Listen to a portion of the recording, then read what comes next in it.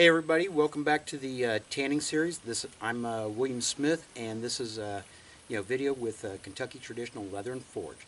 And what I'm going to be showing you in this video is the next step, in working the hide, going from the preservation and storage video that I showed just previously. What I'm working with here in this video is, in here is the salted hide that we had. This plastic, 30-gallon trash can I've already filled with water, right here. I've got my stir stick. I have the hide that I talked about that has been, fleshed, stretched, and dried. And we're going to move along, with these videos in kind of like a procession. I'll talk about the video that was beforehand, and then I'll talk about the next video afterwards. Okay, so let's go ahead and get started.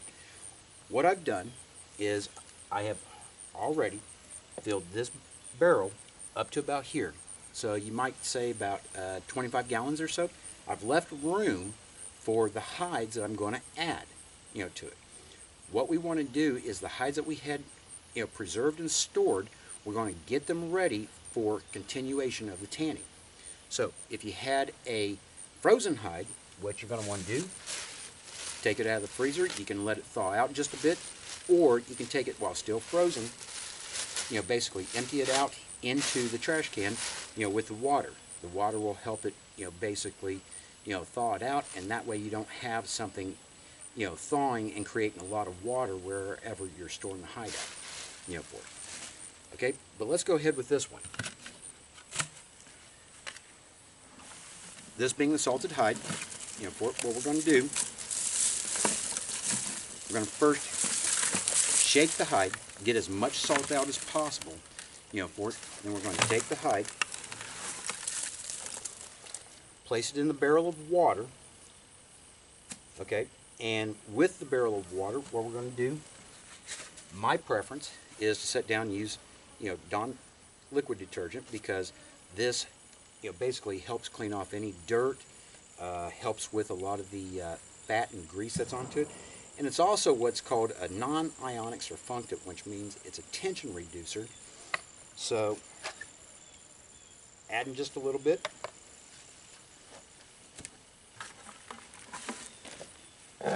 What we're going to do is we're going to take our stirring stick. This was one of the items that I sat down and showed in the items that you need for the tanning. We're going to go ahead and stir.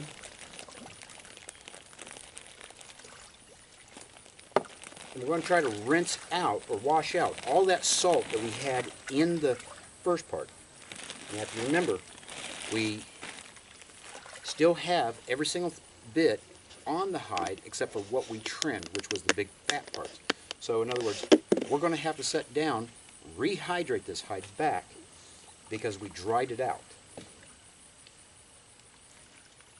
It takes about 2 hours, sometimes 3 hours, with a good constant stirring in order to fully rehydrate the hide and get it all rinsed out. We do have, if you want to say, blood, dirt, and salt that's in this, but that's not going to affect our fleshing process. What I do want to make note of is that the dried hides that I was talking about that we don't use, in other words, the fleshed, stretched, and dried, those take longer to rehydrate than the hides that have been salted. The hides that have been salted easily pull out the moisture, but at the same time, having them in the process, basically helps for the to pull moisture back in for it. It's a little bit faster, but it's also, if you want to say, the way that most tanneries do it. They either set down salt the hides, or they do kind of like a saline storage, process. Okay, some quick notes on this. When you stir the hides, or you've got the hides in the barrel, what you want to do is make sure you stir it about 4 times a day. That's the average for when any hides in a barrel. You can put 2 to 4 hides per the barrel. This barrel here, I'd go maximum 2. They do make the larger barrels, for it that I use 4 into it.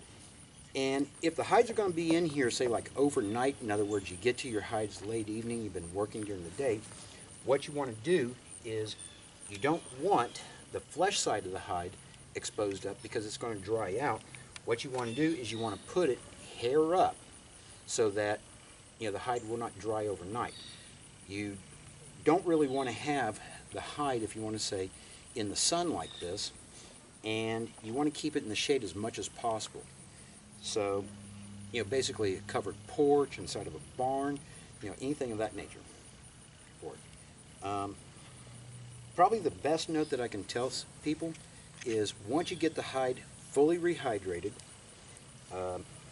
it's been stirred enough, what you want to do is you want to get to the fleshing as soon as possible. And what you'll notice is if you've got a fresh hide, that you did not salt, you can do this process in order to wash out, all the dirt and the grime and things, and then go on to the fleshing. Or if you have an older hide, say like the one that was stored being a year old, what you're going to notice is as you sit down and stir it, you're going to have a lot of hair loss. Now, the hide that I had in here beforehand was a hide from last year. So, not the hide that I just put in there, but the hide that I had in there previously, last year's hide. This is where all the hair loss comes from. So, keep stirring, and we'll see you in the next video where we go into the fleshing. Thank you very much.